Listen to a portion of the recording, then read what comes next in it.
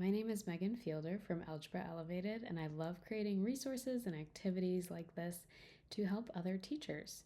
So today I want to talk about my favorite way to boost engagement while you are taking notes in the classroom. Now, I know not every day is filled with notes, but sometimes you just have those grueling, long topics that you really need to get through. And I'm coming from a math background, so a lot of times those days involve students trying to work ahead, which is such a challenge to overcome and something that when they work ahead, they kind of miss the nuances behind some of the problems, especially the little details that maybe you've added from the previous day's notes. They think they got it, they think they know what they're doing, and then sometimes they get to the end and all their answers are wrong. And they weren't listening to you while you were taking notes, but now they're confused. So my favorite way to prevent this from happening is to leave little blanks in their note sheet. So I have an example, again, from a math classroom, but you could really do this in any subject if there are key terms that you're working on. So this is a quadratic activity or note sheet, and you can see right here I left this blank. Now normally there would be a number there. If it wasn't a note sheet, if it was a homework sheet, they would need that number to answer the questions after. So what this does is it allows me to spend time working on this top question, and the students are stuck after that. They can't go on to the next question. They can't tune you out. Well, they can tune you out, but they can't get into another problem and not be able to listen. So that blank really makes a difference. Now that time the blank was in the question, like in the information part of the question. On the next page, because once you leave one blank, they could, in theory, skip to the next question after that. So what I do is I continue to leave things out.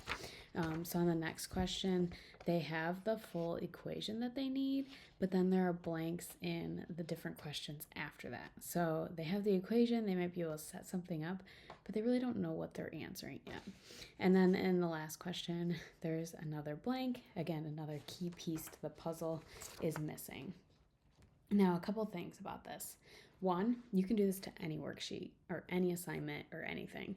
So you just need to kind of essentially white out some of the information. I did it on a typed version. You can definitely just like white out or tape a piece of paper over certain things before you make your copies for your students. And there you have it. Now you have a handout with a bunch of pieces missing, basically. The other thing is next to me or in front of me, I like to have a filled in version of my notes. I do that all the time, but especially if they have blanks in it, I like to purposely have those numbers or that information handy because especially in math, some equations solve differently than others depending on what numbers you put in. So I like to have kind of pre-planned what those numbers are going to be so that the equations or the information kind of solves the way I'm trying to practice with my students. I don't like to kind of just wing it and use any number. A couple activities, and it truly doesn't matter. I'll actually ask students for volunteering what numbers they want to use. But in a situation like this, these are some story problems. Certain numbers are going to work better than others.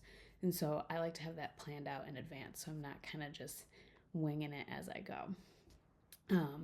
But yeah, that's pretty much it. It is so easy and is so effective. It makes any note day go a little smoother. Some of your students are not going to like these days, and so I love to use it kind of sparingly or when it's just super important that students are kind of like following along with me, because there's a small chance you could have too many students just like totally checking out versus the goal, which is just that they're not working so far ahead. But it definitely comes in handy, especially if you have some motivated students to rush through the notes so that they can sit there or do something else or whatever. So hope you've enjoyed this little tip to help boost your engagement during a long note session, and have fun elevating your classrooms, whatever those may be, and let me know what you think.